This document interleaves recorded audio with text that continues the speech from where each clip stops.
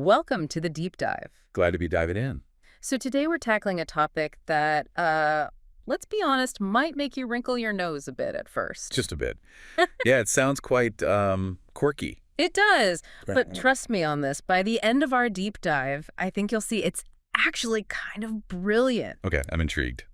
We are talking about the, well, surprisingly profitable world of picking up other people's dog poop for money. Yep, you heard that right. It's a real thing. It sounds almost like a joke, doesn't it? It really does. But picture it, a regular suburban street, people rushing off to work. Coffee in hand. Exactly. Mhm. And someone maybe is quietly going around solving a problem nobody really wants to deal with themselves and making good money doing it. It's the unglamorous side that's actually become quite a high-value service. That's the fascinating part, how Mhm. something so basic turned into a genuine business opportunity. And the potential earnings are, well, they're pretty eye-opening. We looked at some UK estimates, and they suggest you could realistically be, like, raking in around £1,000 a month Okay. with just 13 clients.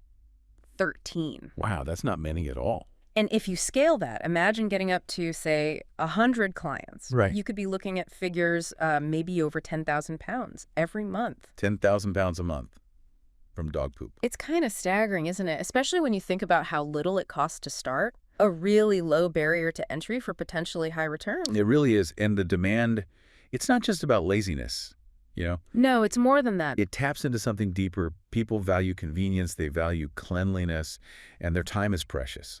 Lives are just so busy now. Absolutely. And for a lot of dog owners, especially those juggling careers, families. The hassle or maybe just the sheer ick factor of that chore, Right. it just makes paying someone else seem like a bargain. Yeah, It's a right. practical fix for a really common problem. So, okay, if you're listening and thinking, maybe this isn't so crazy, what makes it work? What's the core of this business model? Well, first off, the accessibility is huge. You don't need qualifications, Rick. None.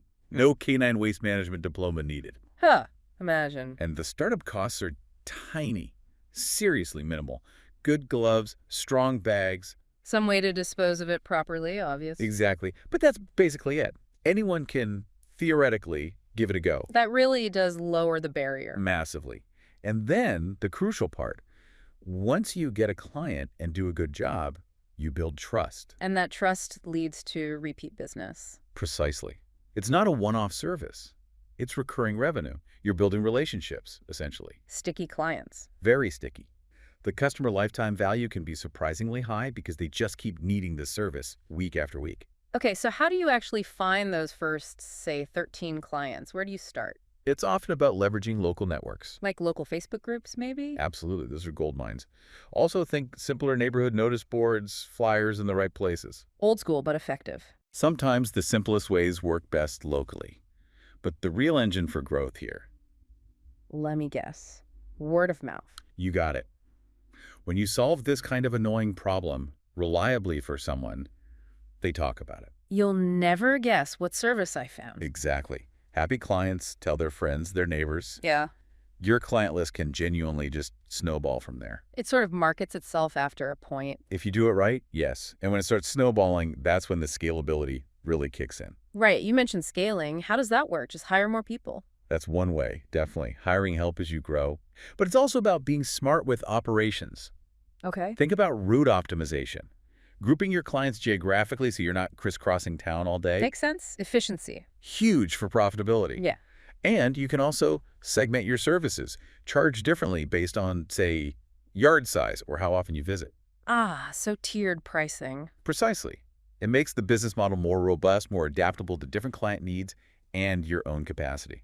You know, when you break it down, it feels like this whole business hinges on two really basic human truths. Go on. One, people absolutely adore their pets, like unconditionally. True. And two, they almost universally hate cleaning up the poop. Huh. Also very true. It's that classic love the pet, hate the chore situation. You want the joy, but you really want to outsource the mess. And that feeling connects to wider trends, doesn't it? Denser living, busier lives. Yeah, less time, less inclination for certain tasks. Professionals, even people already in pet care like walkers or sitters, they see the value in outsourcing this specific chore. Why do it yourself if someone else can do it efficiently? It creates a direct need, a gap in the market that this service fills perfectly. Exactly. You're basically monetizing a universal annoyance. With, as we saw, surprisingly decent margins. It's quite ingenious when you think about it. Finding profit in the unpleasant. Okay, so let's get practical. If someone's seriously considering this, what are the real keys to making it a success, beyond just, being willing to do the job? Reliability, number one. Absolutely crucial. Showing up when you say you will. Every single time. And discretion matters too. People value privacy. You're on their property. Good point.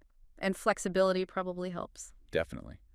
Offering early mornings, maybe evenings, weekends, that caters to busy schedules. You work around them. Makes sense. What about the admin side? Booking, billing? Keep it simple. Seriously simple.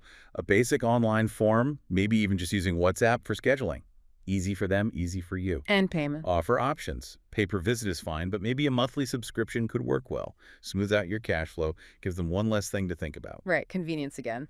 Now, could you add other things to make more money per client? Oh, absolutely. Think add-on services. Like what? Yard deodorizing is a popular one. Maybe using pet-friendly lawn treatments. Even a quick general tidy-up of the lawn area. So you become more of a pet-focused yard care service? Exactly. Increases your value, makes your service stickier. Why would they go anywhere else? Good point. And keeping those clients happy long-term must be vital. Critical. Retention is just as important as finding new clients. Maybe offer loyalty discounts or a referral bonus if they bring you new business. Encourage that word of mouth. Precisely. Feed the engine. With smart routing and maybe a small team, you can handle dozens of clients really efficiently. It turns this, unpleasant chore into a very steady income. Okay, but it can't all be smooth sailing, right? What are the potential downsides or challenges? Oh, for sure. No business is challenge-free. Weather is an obvious one. Rain, snow, that can mess up your schedule. Yeah, clients might not be happy if you miss a visit. Exactly. Communication is key there. Then you might get the occasional complaint, maybe about missed spots or something. And what about regulations? Waste disposal? That's a big one. You have to have reliable, legal, and preferably eco-friendly ways to dispose of the waste. Check local rules. And insurance? Probably a good idea. Definitely. Simple liability insurance protects you if something goes wrong on a client's property. And of course, maintaining really high standards of sanitation. That builds trust and protects everyone. And what about, the ick factor we mentioned? If someone likes the idea but just can't stomach the actual work? That's where the business owner mindset comes in. You don't necessarily have to do the scooping yourself long term. You manage it. Exactly. You handle the clients, the marketing, the scheduling, and you hire reliable people to do the actual scooping. You build a team. It becomes a management role. So the discussed barrier doesn't have to be a total blocker if you approach it as a scalable business. Not at all. Delegate the dirty work. Focus on growing the operation. Okay, so let's wrap this up. We've definitely taken a deep dive into what seems, on the surface, like a really unconventional business. A bit bizarre, maybe. But actually, it's incredibly scalable and clearly surprisingly profitable. It might not be glamorous. Far from it. But it meets a genuine, widespread, and often unspoken need. It really does. And that brings up a final thought, maybe for you listening right now. Go on. How much real value is hiding in those everyday problems? Those overlooked annoyances, the tasks people dislike, the things that seem, unpleasant. Spotting those needs, figuring out a way to solve them reliably. That's often where really unexpected and sometimes very rewarding opportunities lie. So maybe think about it. Yeah. What's a common annoyance you could potentially turn into value?